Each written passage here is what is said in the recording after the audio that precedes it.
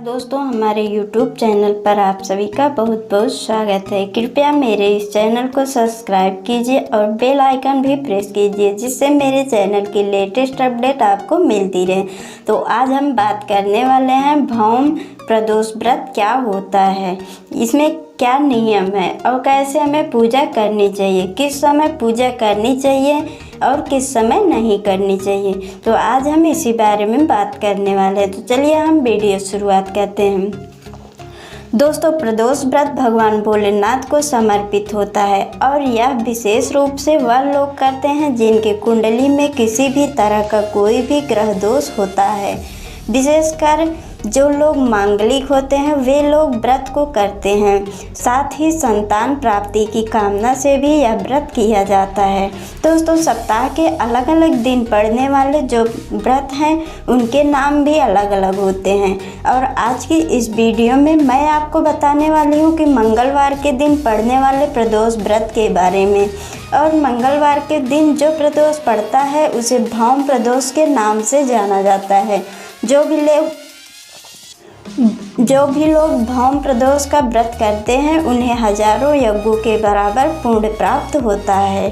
साथ ही मोक्ष की प्राप्ति होती है और जो भी मनोकामना उनके मन में है वह भी पूरी होती है।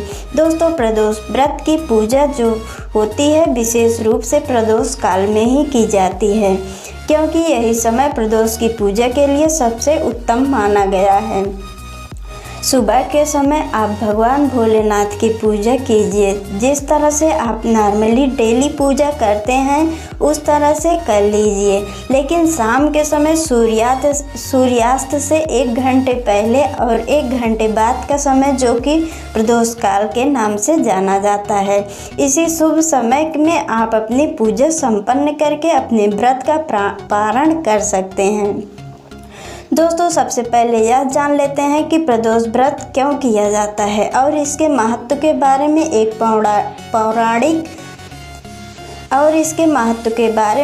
पौराणिक कथा के अनुसार चंद्रमा को क्षय रोग था, जिसकी वजह से उन्हें मृत्यु के समान भयंकर कष्ट हो रहा था। तब भगवान भोलेनाथ ने त्रयोदशी के दिन उन्हें इस पीड़ा से मुक्ति दिलाई और नवजीवन प्रदान किया। तभी से हर महीने में पड़ने वाली त्रयोदशी को प्रदोष व्रत किया जाता है। दोस्तों, आप सुनते हैं भौम प्रदोष के दिन सुनी जाने वाली व्रत कथा। कहते हैं प्रदोष व्रत करने वाले लोगों को इस कथा को जरूर सुनना चाहिए और जो लोग किसी वजह से प्रदोष व्रत ना रख पाते हैं उन लोगों को भी इस कथा को प्रदोष व्रत के दिन जरूर सुनना चाहिए। भगवान भोलेनाथ उनकी भी सभी मनोकामना पूर्ण करते हैं। एक पौराणिक कथा के अनुसार एक नगर में एक वृद्धा रहती थी। उसका एक ही पुत्र था और उस वृद्धा की हनुमान जी पर बहुत गहरी आस्था थी।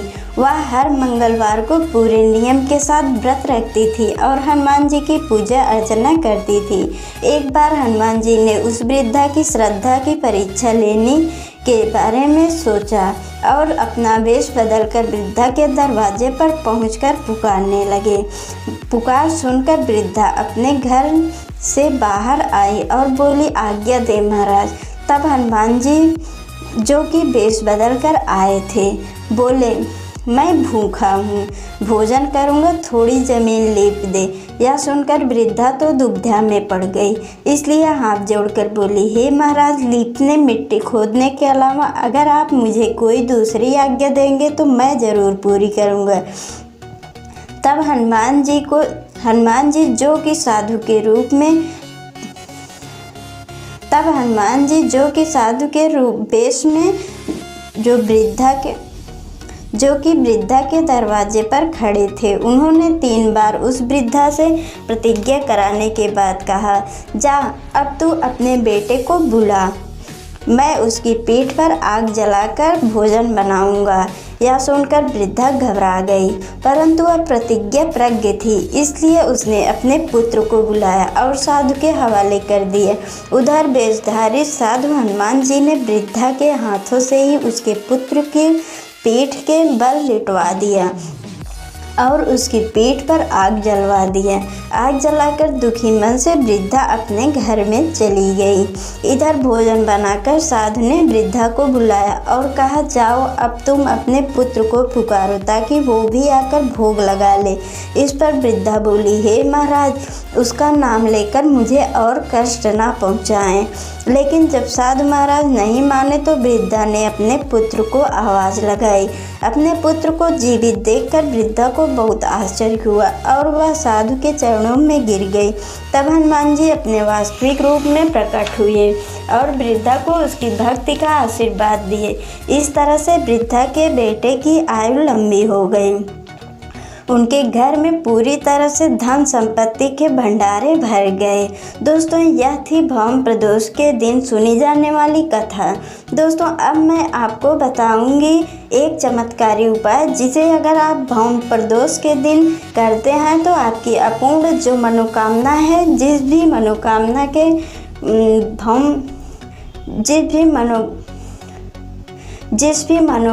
के भौम प्रदोष व्रत रखते हैं या जितने भी प्रदोष व्रत आप रख रहे हैं, जो भी मनोकामना आप चाहते हैं कि जल्द से जल्द पूरा हो जाए, अगर भौम प्रदोष के दिन इस उपाय को कर लेते हैं तो निश्चित ही आपकी मनोकामना जरूर पूरी होगी।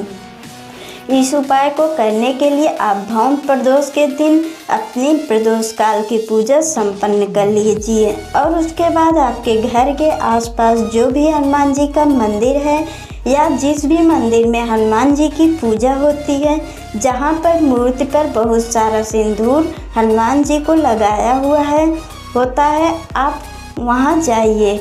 हनुमान जी के चरणों में थोड़ा सा सिंदूर अर्पित कीजिए। उसके बाद अपने दाएं हाथ की तर्जनी उंगली से हनुमान जी के कंधे पर जो सिंदूर होता है उसे आप लगा लीजिए, अपने माथे पर लगा लीजिए। ऐसा अगर आप लगातार भौम प्रदोष के दिन लगातार 7 दिन तक करते हैं तो निश्चित ही आपकी जो भी मनोकामना है वह जरूर पूरी होगी।